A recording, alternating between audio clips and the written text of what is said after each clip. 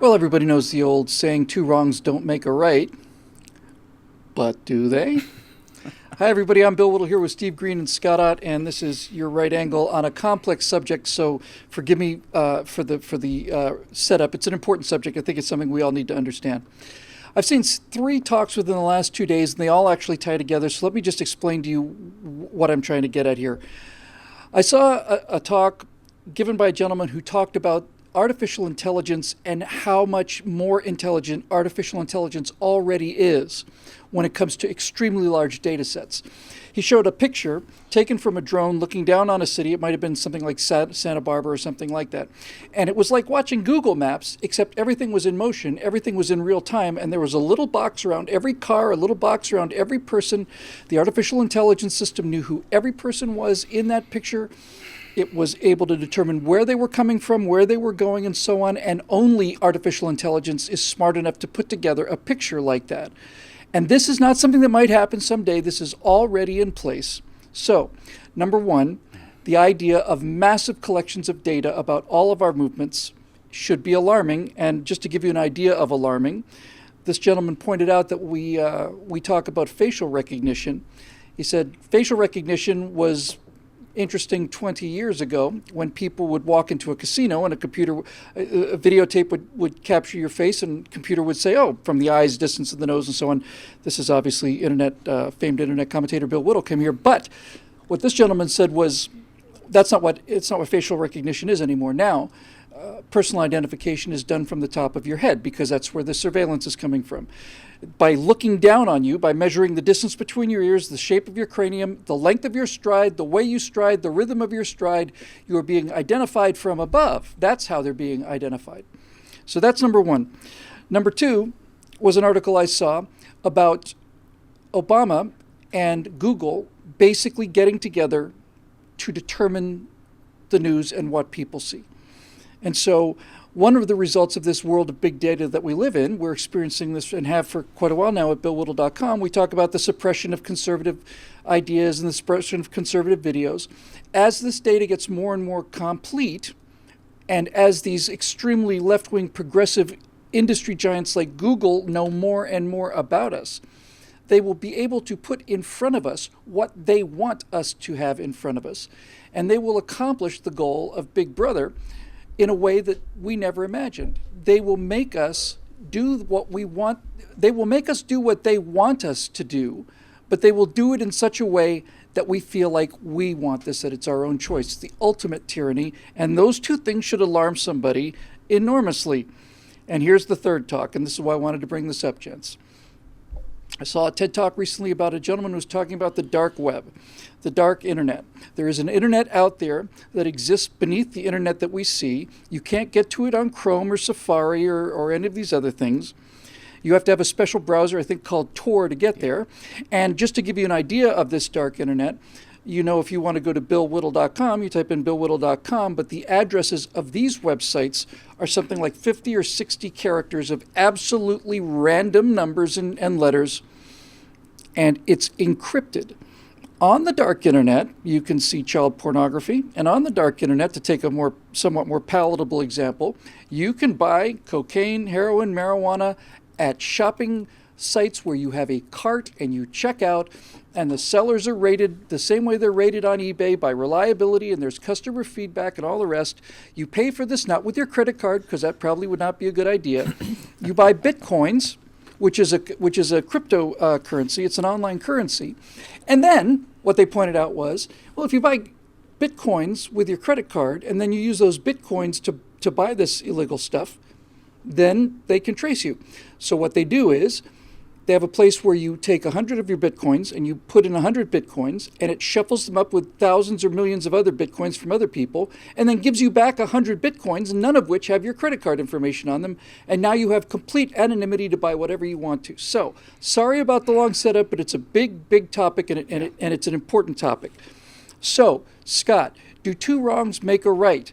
In other words, does the technology, the encryption technology designed to keep you private, that was developed specifically so that you could perform illegal, illicit, and immoral activities, that technology is now making its way into the mainstream and will protect us against this data harvesting of everything that we do. Is it possible that this lesser evil of all of the negative things on the darknet have produced a technology that will protect us from what I think is an enormous danger, which is this, not just surveillance, it's complete understanding of everything we do. It's a recording of every mouse click we ever made. It's the ability to show us what we want to see, and it's the ultimate form of tyranny. You know, I can see about half of our audience at this point going, we're going to need more gold, ammo, and non-GMO seeds. More gold and ammo is never a bad idea. You know, I think even though this sounds all newfangledy and scientific and science fiction-ish, in reality, something like this happens in every generation where people start saying, holy cow, do you realize the untrammeled power of this? I mean, did you know that in the 1950s, advertisers were able to get people to buy things that even they didn't want, but they thought they wanted them, and so they went out and bought them. And so, you know, now obviously it's getting more advanced, it's getting more intrusive, and there's something inherent in the human being that says, wait a minute, you know, it's one thing to say AI is intelligent enough to take that overview of a community and label every home, every person, every car. It's another thing to have an intelligence that is smart enough to say, hey, maybe you shouldn't be doing that. You know? I am very impressed with the advances in artificial intelligence. I am less impressed with the advances in natural intelligence over the years. There is a little thing one used to call wisdom that has to do with bringing to bear not just experience and ability, but also morality into a combination that says, even though I can, should I? If I am capable, to what extent should I carry this? We are capable of much more as a society right now, and our government is capable of much more than they're actually doing. And we don't always take advantage of our capabilities to the ultimate degree. There's something that the reformers of Christianity used to call general grace or universal grace. I forget what it was, which is basically the power that God exercises even over people who are non-believers to keep everything from just flying apart at the seams, from everything going to the nth degree of evil at every opportunity. Even evil people don't always maximize their potential for evil. I think that we also have seen, the other thing, Bill, that this brings to mind is the fact that no matter what technology is developed for ill use, there's always somebody who wants to use it for good, and vice versa. I think. What if that's a pornographer? There is, what's that? What if it's a pornographer? Yeah, well, and that's exactly like the internet in many ways has grown to adapt to the need to have higher resolution video, driven to a certain extent by pornography. On the other hand, bandwidth is driven by pornography, and video games drove the video. And whether that's absolutely true or just associative rather than actual, correlation rather than causation, I don't know. But I do know this, that technology has been driven forward by a variety of means, and it allows us to do this show right now, which I think is an unalloyed and unmitigated good. Yeah, baby. Well said. Steve, I spoke to somebody who's become a new friend of mine recently, and he had just read, in his mid-30s, had just read 1984 and was just shocked at how predictive it was. There's an awful lot in that book that is absolutely pure genius, but when they made the movie version of the book, which was excellent, it's made in 1984 with John Hurt. Very good version. Burton played... Richard Burton, right, the interrogator. Whose name I can't remember.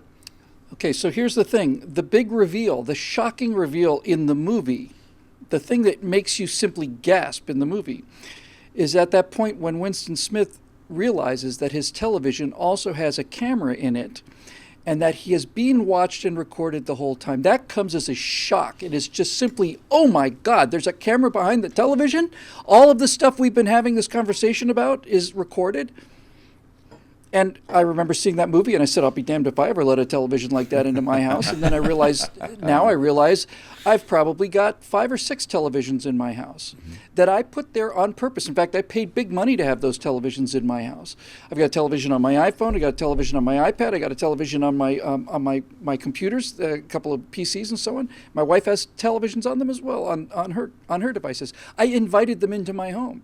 They can be activated at any time. The little red light doesn't have to be on. It is possible to turn on your video camera and hear and see everything, which is why those people who put the little piece of tape over that webcam when they don't want it have actually found a situation that is virtually impossible to work around. It's actually very simple, very practical, very mechanical, very second wave, and it works. Yes. But my question to you is this. We have invited so much of this into our lives. Facebook and Google are the powers that they are because we pay them to do it. Yeah. Is this in fact something we need to be worried about, or is this just the way the world is going to be, and we're just kind of Luddites worrying about people having all of this information about us? So much to chew on here. I want to start with just a minor correction. The big reveal in 1984 wasn't that the telescreen was 2 ways. Everybody knew that. That was part of the control mechanism of the English socialist state. The big reveal was when Winston Smith was first talking with the interrogator guy whose name I just escapes me, and I just reread the book last year, is when he still thought they were allies, in the underground movement. And because his future interrogator was an upper party member, he reached over and switched off the telescreen. Smith had never... I did not recall that. Smith had never been in a room where the telescreen was off. And I'm glad you corrected me on that. And that was a huge deal, and that kind of sealed their alliance, which of course was then betrayed, and all the rest. I bet he didn't really turn it off either. Yeah, I'm sure he didn't. Listen, yeah, we have invited these into our home. We accepted the Faustian bargain, the deal with the devil. We get all of these free services, and in exchange, we surrender our every single mouse click to these data farms. Everything you type in to the URL bar goes into the data farm. Everything it all goes in there. And as Scott says, the AI is getting very sharp, and us maybe not so much. But the 1984 analogy only goes so far, really. I think the more appropriate one might be Brave New World, which was a happy, or at least on the surface, a happy and very wealthy futuristic society where there was never any trouble because everybody had their soma. They got their little dose of happy pills or happy drinks, however they took it, and never had to worry or fret about a single thing, and the great big state took care of everybody's needs. And what we have now, I think, is a digital soma. We have the little screens in our pockets. We've got the big screens on our desks. We've got this medium-sized screen on our lap all the time. And it feeds us these things that we call up magically through the ether. And it's a wonderful, amazing thing.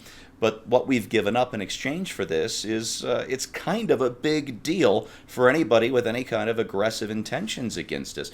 What you can do, and what I'm about to say, I'm not endorsing any company or any product, especially because I'm about to talk about Apple. I've got a lot of their stuff.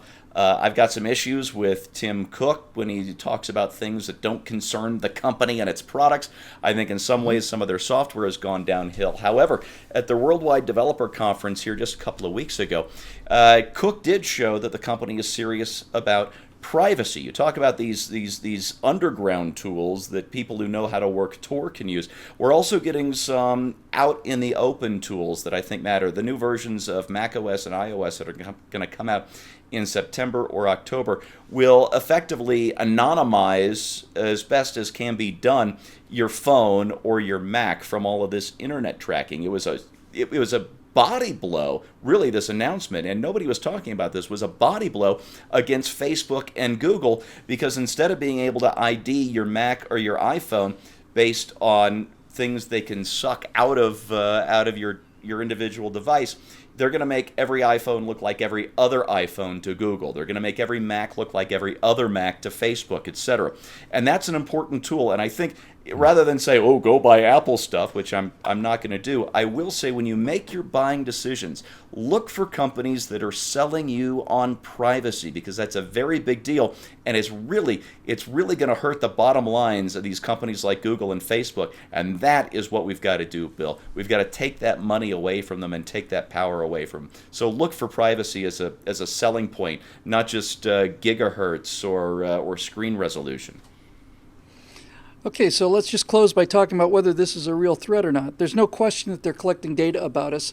You could say they're doing this for commercial purposes. I certainly didn't agree to this, so that alone is nefarious. Secondly, we know that people like Zuckerberg and the people at Google are, without question, suppressing political opinions that they don't agree with, so we already know that they are no moral code or base about them. There's nothing like this idea that this is objective. We know that it's political. We know it's politicized. We're suffering from it here at this company, and other people are out of business because people with enormous amounts of power over you because of the information they have on you have decided that they don't like this kind of commentary, and so they've decided to suppress it. So their motive is no longer in doubt. Their motive is not honorable, and so there you go. They have the technology, and they have the proven track record of using that technology in order to gain a political outcome at the expense of other people with different opinions, and that is tyranny. So I don't think that case needs to be made. I think the only thing here that's interesting is the idea that the technologies that can protect us against this were in large part, and continue to be in large part, developed by a system that was trying to evade scrutiny because of illegal activities that they were conducting. So the question is, do two wrongs make a right? And I think really the question itself is flawed. I think the reason it's flawed is this. We are attributing a moral characteristic to a technology. And this is a very, very bad mistake. This is exactly what the left does with an AR-15. They have determined that the AR-15 is an evil thing, and they do not simply understand that it is inert. It has no judgment, it has no morals, it has no ability to take action on its own. It's a thing. And that's where we have to go, I think, in the answer to this question. If most of this technology was developed to protect illegal drug sales and child pornography, that's not the technology's fault. And the result of that is not tainted by any moral activity because it has no moral ability of its own. It's a thing that was created. So I think that we need to be using this technology aggressively and as quickly as possible. I think it's very, very important that we put an end to this surveillance of everything we do and say and think. I think already, even those of us that are watching shows like this, we are unaware of how much we are influenced every day by the things that are put in front of us and how they're portrayed. So I say, in this particular case, it's not a question of right and wrong. It's a question of a technology that's being used for evil purposes, and we need to use it for good purposes. And there never ceases to amaze me how on a meta scale, in terms of not individual technologies or softwares, but just on the big, big scale, there always seems to be a balance and a choice between good and evil that individual people will be able to make. It always seems to, on some level, balance itself out where a tremendously dangerous, evil opportunity suddenly produces an equal opportunity for good. It's almost enough to make you think somebody's kind of refereeing things and got a plan for how this stuff's going to work out. If this technology is coming, and I highly recommend that you use it as soon as possible, find whatever encryption you can. All of these things are, in fact, almost impossible to defeat. They've made a machine that they don't understand themselves, and that means that they don't understand how to get into the locks that they've created. So they made our chains, they made our locks, and they also made a key that they can't take away from us, and that's what we have to use in order to get through this next couple of 100 years as a free people. Thank you very much for joining us on BillWhittle.com and Right Angle. I know there's a lot to chew on sometimes, but That's why we love talking to you people, and it's always a pleasure. We look forward to it's made possible by the paying members at BillWhittle.com. It's not a 70-string random set of numbers. It's just BILLWHITTLE.com. And if you want to become a member to keep these things coming, we'd be glad to have you. Thanks very much. We'll see you next week on Right Angle.